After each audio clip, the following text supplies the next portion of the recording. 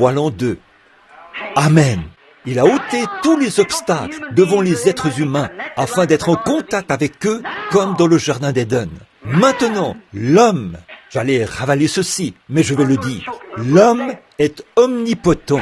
Vous n'y croyez pas, mais c'est ce qu'il est. Un homme totalement soumis à Dieu est omnipotent. N'a-t-il pas dit dans Marc 11, 22, « Tout ce que vous direz, si vous ne doutez pas en votre cœur, cela s'accomplira. Il vous sera fait ce que vous aurez dit. » Que se passe-t-il quand deux omnipotents se rencontrent? Quand Dieu et l'homme s'unissent, deux omnipotents, quelque chose doit se passer. Quel que soit ce que vous déclarez par cette puissance créatrice de l'omnipotence de Dieu, sachant qu'il a fait la promesse et qu'il a déclaré cela dans sa parole, cela crée une puissance qui sort et qui fait s'accomplir les choses qui n'existent pas. Elle agit sur elles comme si elles existent, parce que deux omnipotents se sont rencontrés. Le voilà. Oh, n'est-il pas merveilleux? Voyons si on a d'autres bonnes choses. Le verset 18, le verset 19 maintenant. Jean, que s'est-il passé quand il a vu son visage? Le résultat, il est tombé à ses pieds. Il ne pouvait tout simplement plus tenir debout. Sa vie humaine avait été vidée. Il ne pouvait plus tenir du tout. Il était un vainqueur. Il avait déjà vaincu. Là, il donne un ordre. Nous nous acheminons vers la fin du chapitre, le verset 19. Écris donc les choses que tu as vues, et celles qui sont, et celles qui doivent arriver après elles.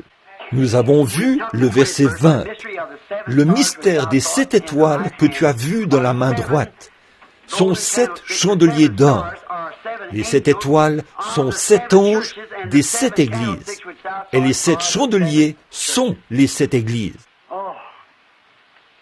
Oh, c'est à couper le souffle, mes amis. Le voir se tenir là, dans le suprême, la suprématie de sa divinité. Il est le juge, le sacrificateur, le roi, l'aigle, l'agneau, le lion, l'alpha, l'oméga, le Père, le Fils, le Saint-Esprit, celui qui était, qui est et qui vient. Il a foulé la cuve du vin de l'ardente colère de Dieu et lui a été agréable en tout point, tellement que Dieu, il a dit à la croix, quand il était élevé, il a dit « Tout est accompli ». Il était si agréable à Dieu que l'esprit qu'il a quitté est revenu le matin de Pâques, s'est saisi de lui et l'a ressuscité pour notre justification. Là, Jean a levé les yeux et l'a vu debout là-bas, avec des pieds d'airain, des yeux comme des flammes de feu qui parcourent toute la terre. Daniel l'avait vu 700 ans auparavant, dans la même position, la même chose. Le même homme se tenait là, l'ancien des jours, et quelqu'un de semblable au Fils de l'homme qui s'est uni à lui, et tout jugement lui était remis. Il se tenait au jugement du trône blanc. En voyant ces choses, quel genre de personnes devrions-nous être, mes amis? Que Dieu vous bénisse. C'est là ma prière. Voyez, l'aimez-vous? Croyez-vous en lui? Avez-vous ancré votre âme en lui? Courbons la tête, juste un instant. Tout doucement, calmement, chantons doucement.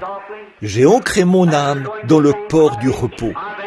Je n'entendrai jamais les murmures de ces cataractes qui viennent emporter mon âme au loin, mais cela apportera une douce paix à mon âme.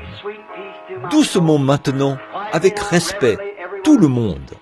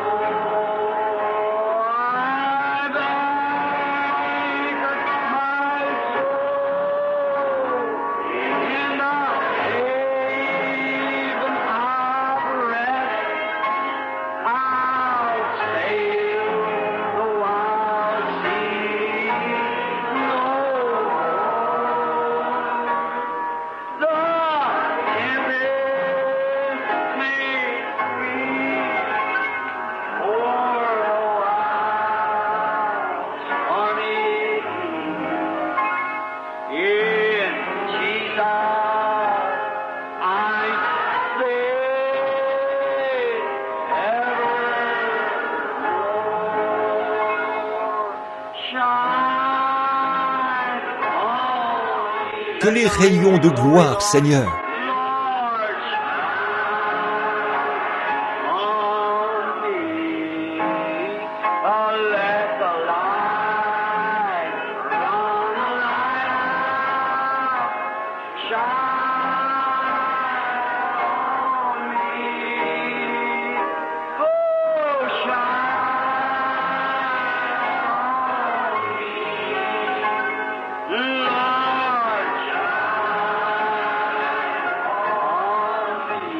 levons les mains vers lui.